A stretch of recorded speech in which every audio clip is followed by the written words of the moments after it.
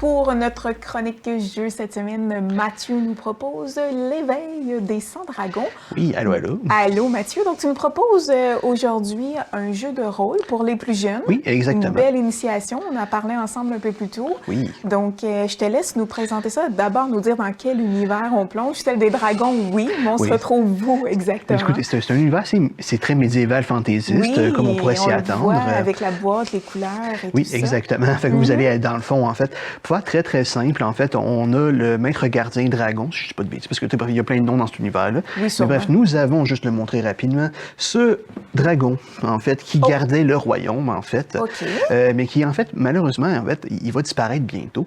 Puis, grosso modo, en fait, il demande... Il prépare la relève, là. Exactement, à 4 guerriers qu'on voit sur la boîte, justement, de prendre sa relève.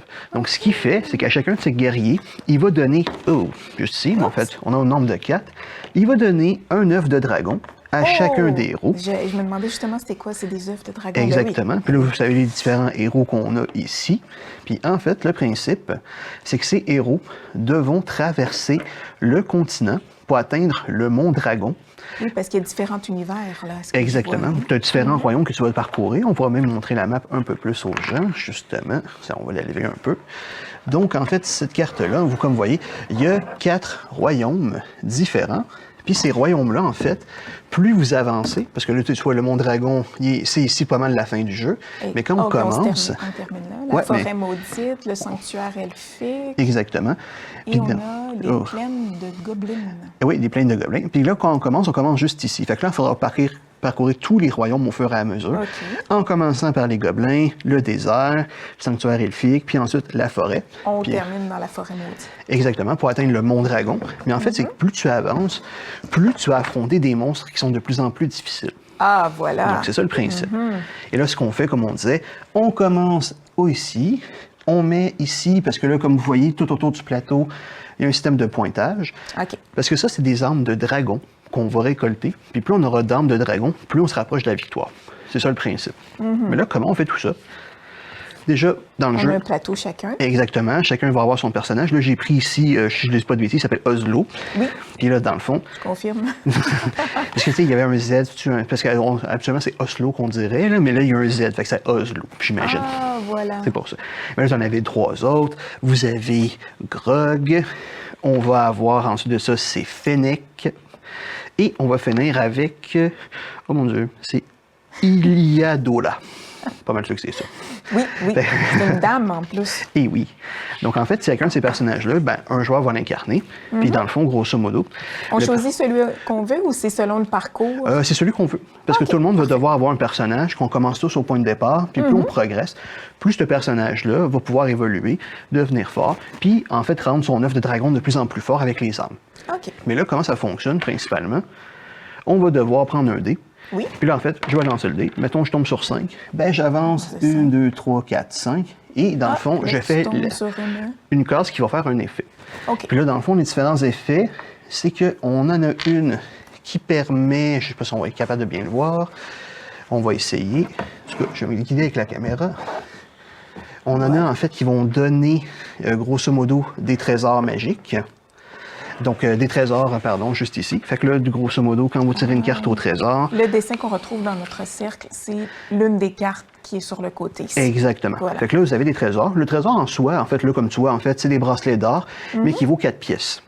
Donc là, en fait, grosso modo, sur votre plateau, vous voyez qu'il y a un onglet trésor. Donc, vous allez mettre votre carte en conséquence par-dessus. D'accord. Et là, grosso modo, ça, c'est utile simplement que quand on va quitter le royaume, on se repose, on utilise toutes les cartes trésors, on les dépense et on les change en pièces d'or. Puis avec ces pièces d'or, nous pourrons acheter de l'équipement. Puis cet équipement-là nous rendra plus forts. Plus forts pour se rendre à la fin et être capable de combattre l'ennemi. Oui, parce que grosso modo, quand vous avancez dans le jeu, il y a d'autres cases qui, en fait, vont faire apparaître des événements. Fait que là, si je suis dans je suis dans les plaines des gobelins, grosso modo, on va tirer des cartes du paquet des gobelins. Et là, vous avez 2 possibilités. Donc, comme on voit, en fait, ça vient tous deux du plan des gobelins. Vous avez soit des actes héroïques, et comme on voit, l'acte héroïque me donne des armes de dragon. Donc là, à ce moment-là, je peux augmenter mon arme, mon œuf, en fait, de 1 au fur et à mesure. OK. Et bien entendu, acte héroïque, vous avez une carte en conséquence sur votre plateau. Le but, c'est d'avoir nos 6 cartes aussi, j'imagine? Le but, c'est, en fait, tu peux en cumuler plusieurs, en fait. Parce que une par-dessus l'autre? Oui, une par-dessus l'autre, exactement. Okay. Tu vois, les trésors, tu peux en avoir plusieurs, les objets magiques aussi. C'est normal, vous en accumulez beaucoup au fur et à mesure de la partie. Okay. Et là, ce qui va arriver, le cœur du jeu, vous allez combattre des monstres. Et ici, ça tombe bien, c'est un gobelin. On n'est pas trop surpris dans la peine des gobelins de trouver des gobelins. Et comme on voit, ils ont différentes caractéristiques. En haut à gauche, pour vous, vous voyez que ça, c'est la puissance d'attaque. Ça, ça veut dire 1. Ça veut dire que l'adversaire, quand il va se battre, il va lancer un dé d'attaque. Et là, vous voyez qu'à côté, il y a 1 pour un bouclier. Bien, ça veut dire que c'est la défense. Il va lancer donc un dé pour se défendre, justement, pour éviter quand on l'attaque. Et vous avez en bas à gauche le nombre de points de vie qu'il a. Donc, après 1, ben, ça veut dire qu'après une attaque, il meurt. Et on voit en bas ici... C'est pas très long, hein? Ah non, c'est un petit gobelin, c'est pas le plus fort. Et comme on voit, en fait, ici, ben là, ça, c'est le nombre d'armes qu'il va rapporter. Donc, si je réussis à le combattre, parfait, je récupère une arme supplémentaire. Et là, comment ça se déroule un combat? C'est assez simple. Grosso modo, vous-même, vous avez des statistiques. Vous avez votre nombre de points de vie qui est ici à 3. Vous avez 2 de défense et 2 d'attaque au début. C'est pour ça que quand vous cumulez des cartes, mettons une meilleure armure puis des meilleures armes, bien, plus vous aurez de dés pour vous défendre et attaque aussi.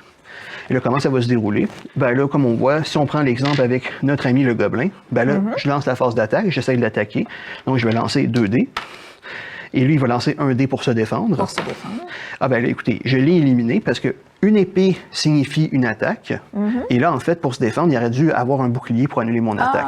Ben étant donné qu'il est tombé sur une griffe, ben, il a perdu, il est éliminé. Mais s'il était tombé sur un bouclier, il aurait résisté à mon attaque. Et là, ensuite, ça aurait été son tour à attaquer à lui. Et là, ainsi de suite, et ainsi de suite. Puis ton autre dé, tu fais quoi avec lui? Ben, lui, dans parce le fond, que tu en as brassé 2. Parce que j'en brassais 2, justement, pour attaquer.